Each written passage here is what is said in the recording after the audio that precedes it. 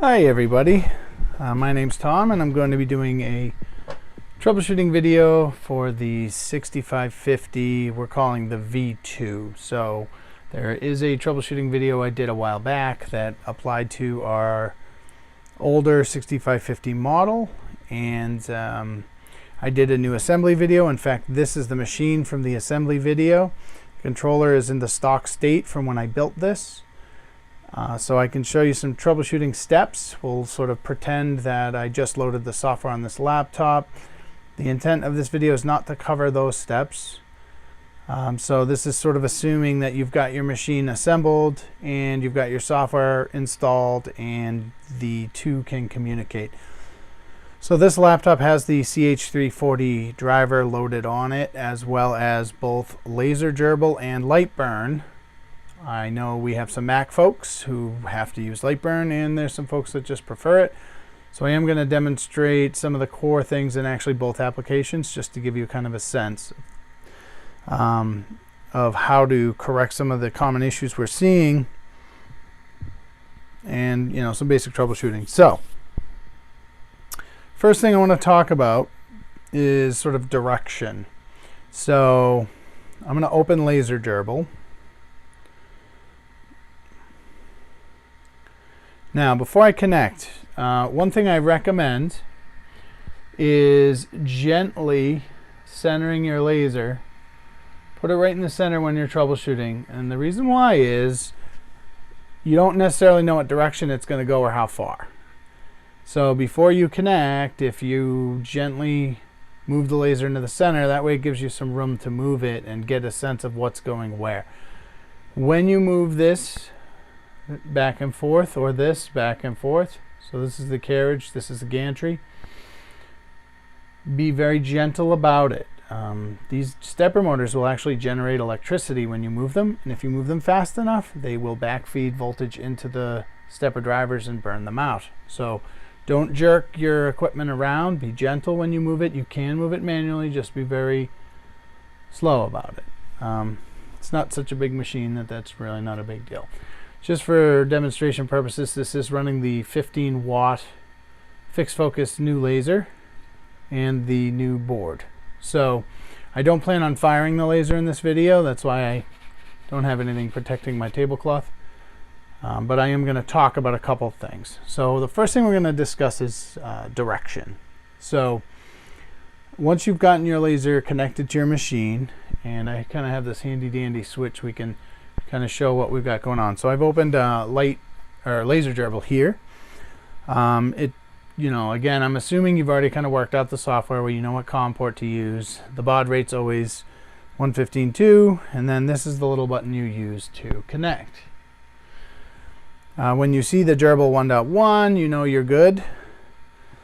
Now the first thing we can do is sort of jog our machine back and forth. So we'll do y-axis first. So y is forward or up, and backward or down. So I'm going to push the up arrow, and I'm going to switch to an overhead view. So I'm pushing up, and you'll notice that the machine, the gantry is moving towards me. So I'm going to now push the down arrow here. I'm going to switch it back to that overhead view, and notice it's going opposite. So you generally want this to match. So the first thing we're going to do is fix our y-axis. Now I'm going to switch to a camera I can actually move around so I can kind of show you what's going on here. This is our new controller, and a couple things to point out briefly. The black port, so this is a stepper port, this is a stepper port, and this is a stepper port. The black one is X. X always goes in there. X is this stepper here on the carriage. Let's see if I can, yeah, that helps. So this is our X axis motor. Should always be plugged into the black port on the controller. Now Y is the other one. So this is the Y stepper motor, and it should be plugged into one of the Y-axis ports. Now, if you find that it's reversed, There's a couple ways to fix it. We can do it in software, or there's actually two y-axis ports on this board because it's meant to run two separate y-axis stepper motors if need be. So the way they've got this set up is one port's reverse of the other, because if you were running a machine that had a motor on each side, the other motor would face the other direction and thus would have to spin in the opposite direction of that one, so the machine moves the same way, otherwise they would fight each other. So that's convenient for our problem, because all we actually need to do is move this wire from there to there. So let me switch back to the overhead view, and all I've done is move that wire, and I'll show you now that, oops, up now goes up, or forward, and back or down now goes back. So we've essentially resolved our y-axis direction issue. So that's the easiest way to do it. I recommend you just switch the wires. It's just the easiest way.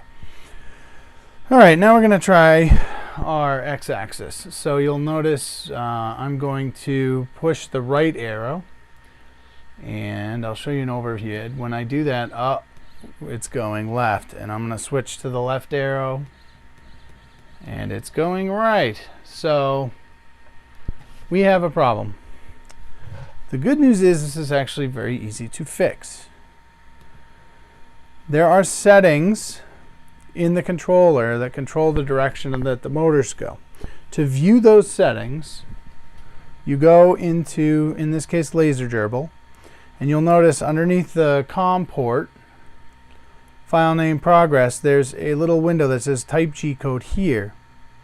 And then underneath that's sort of a log of all the G code. So if you click on this type G code here, and you type in $, and you hit enter, this is going to list all of your gerbil settings that are in the controller. Right now we are interested in $3, because $3 is what determines stepper direction. Now I'm going to switch over to a browser window. I'm just going to, this is more detailed than most folks probably want, but I'm going to show it to you. This is actually for a gerbil version 0.9, so there's a few settings that are different in this guide, but $3 isn't one of them. So here's the $3 description. They just put 6, which is an arbitrary value. But this is the table we're interested in right here. So you'll notice for setting values 0, 1, 2, and 3, there's reverse X, yes, no, and reverse Y, yes, no. So the first thing you want to do is confirm your current value, so you know where you're starting from. And that's where, if we go back into Laser Gerbil, hold on, opened a new one. All right, we go into Laser Gerbil, and we had already done the $. So when we look at $3, so I don't know if you noticed, but I scrolled up. So I'm just going to kind of go back and pretend this is where we were. I scrolled up because we want to see $3. So this is where I typed in $, and we get a little check mark. And then you'll notice below that $0, 1, 2, 3. So we see that $3 equals 2, which most of the controllers I'm finding now, that's what it's set to. So if we go back to our table, we can look up 2, and we see that X is not reversed and Y is reversed.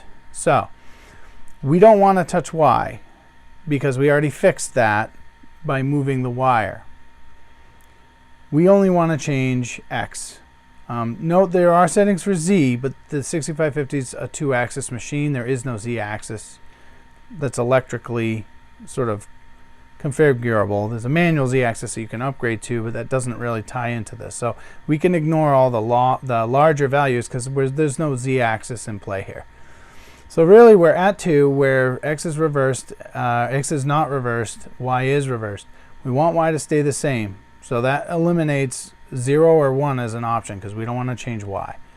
So really that only leaves us a value of 3 to change it to. That's going to leave Y alone, yes and yes. but it's going to change reverse X from no to yes, and that's what we want to do. We want to reverse yes, X. So to do that, we go back into here and we simply type in the same type G code here area, $3 equals 3, and we hit enter. And so I'll scroll down so you can kind of see what happened. You'll notice there's a $3 equals 3 with a little check mark. So I like to confirm my settings after I'm done, so I hit $, and hit enter again. And now if I scroll up, I can see that $3 is now 3, which means if I push this right arrow, switch it to overhead view, now it's going in the right direction. So we've just kind of corrected what I'm seeing is the most common issue people are running into. So at this point, our laser is moving in the right directions. Now, I've seen a few things that people have done. One thing is where the laser will only move in diagonals.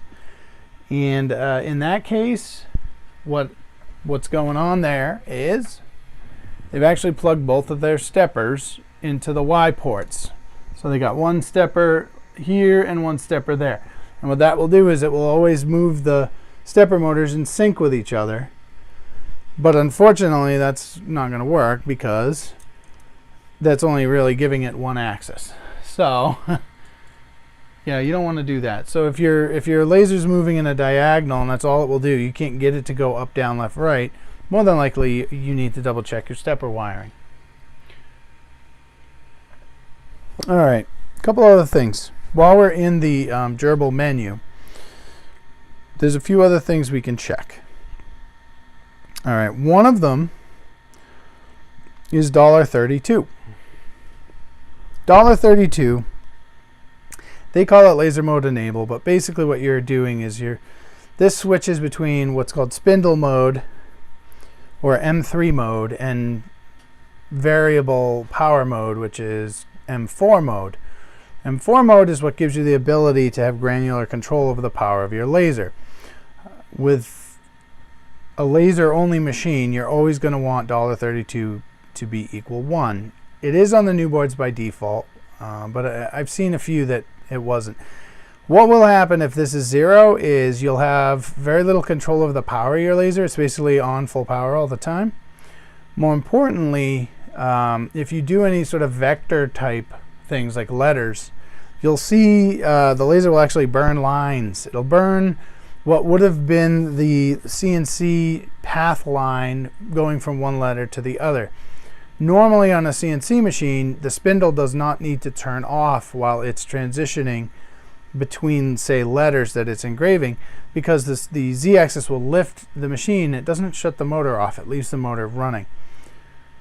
In our case, we need the laser to turn off when we're transitioning back and forth, and this is the setting that will allow that. So $32 should be equal to 1. If it's not, you'll definitely want to change that. The way you do that is the same as we did for $3, except you type in $32 equals 1 and hit enter. The other setting I want to point out here is $30. So $30 and this default board is 100. I actually think that I don't like that. That will work, but most boards I see it's either 255 or 1000. Maximum power on the laser, whatever number you specify here, is how you tell the laser to run at 100%. So if I change this to 10, then if I set an S max of 10 in laser gerbil, it will basically tell the laser to run at 100%. So there are people that think just putting a really high number in here is advantageous. It's really not. All this is really doing is specifying what number to use for 100% power. So if you put this to 1, then basically you'll have a laser that goes on or off. So 1 is full power and $31, which is the minimum speed. You always leave that at 0, never ever change that. But basically, if $30 was 1, you're only able to turn your laser on full power or off. I recommend either 255. Some sort of computer savvy people prefer that, makes sense to them. Or really, I tell everyone to set it to 1,000. So we are going to change that here. We're going to do a $1.30 equals 1,000. All that does is give you a little more granular control over the power of your laser, because you basically have 100 steps between off and full power to work in. If you're working in like LightBurn, most people only use sort of 0 to 100 as a percentage, because LightBurn works on percentages. So it's actually 100 is probably perfectly fine, because no one really gets more granular than that. If you're working in laser gerbil, where you can set your S max where you want, this gives you the ability to sort of pick bigger numbers in between and gives you slightly more granular control of the laser. But this is really a preference. All right, so I typed that in. I am going to do a $. I'm going to hit enter. We'll do a quick check to see if it changed. So you'll, hold on, not at the bottom. There it is. $30 equals 1,000. So the other thing you may want to look at while you're in here, and I don't recommend just arbitrarily changing these values. These can mess up your machine if you change the wrong thing. So I highly recommend you leave them be. But if your laser machine is not really moving in all directions, it moves, but just a teeny tiny bit, the settings you want to look at are $100 and $101.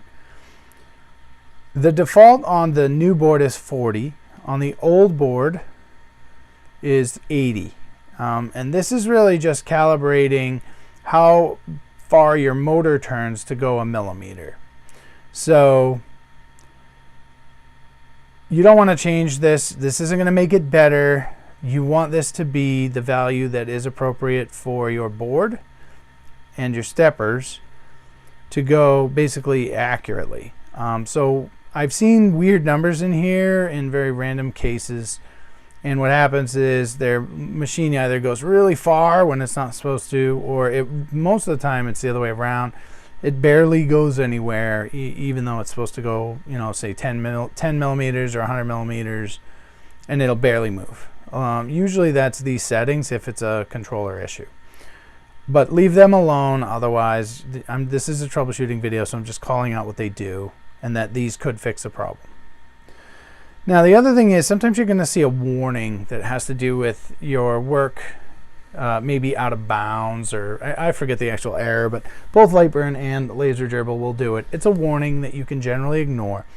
If you want to fix it, the $130 and $131 settings are where you would do that. This is defining the working area of your machine within the controller, and it defaults to 200 millimeters.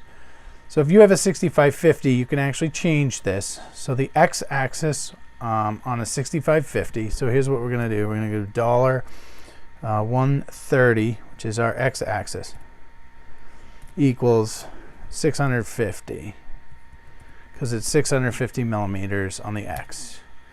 And then we can do a $131, which is the y-axis. We're going to put equals, and we're going to put 500 because that's how big a stock 6550 is on the y-axis.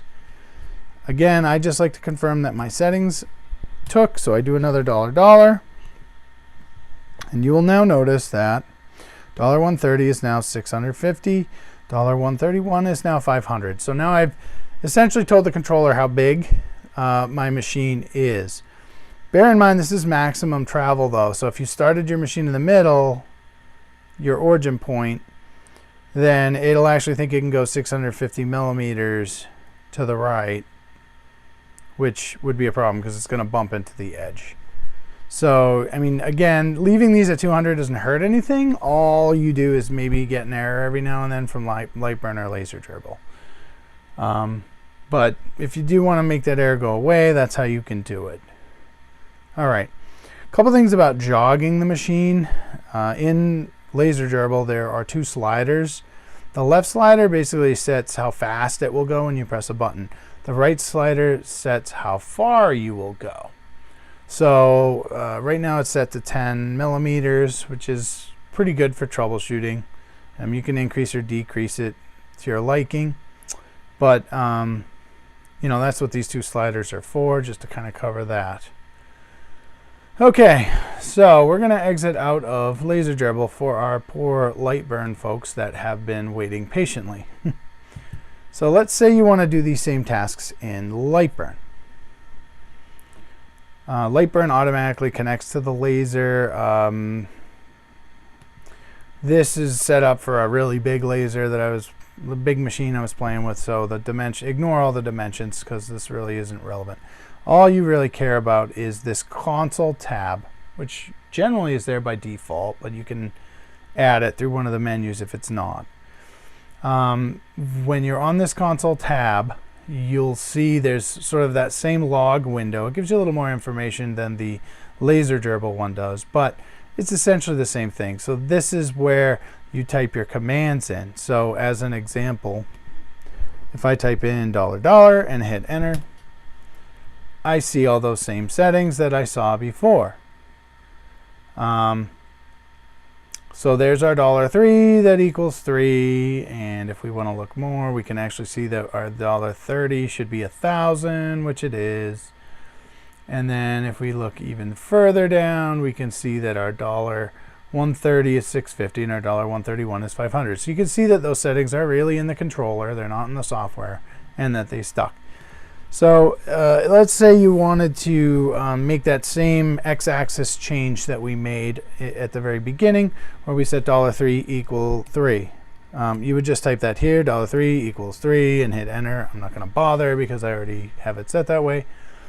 But basically, this is where you would do that. You hit enter, and then you hit $$ to config to double check, and there you go.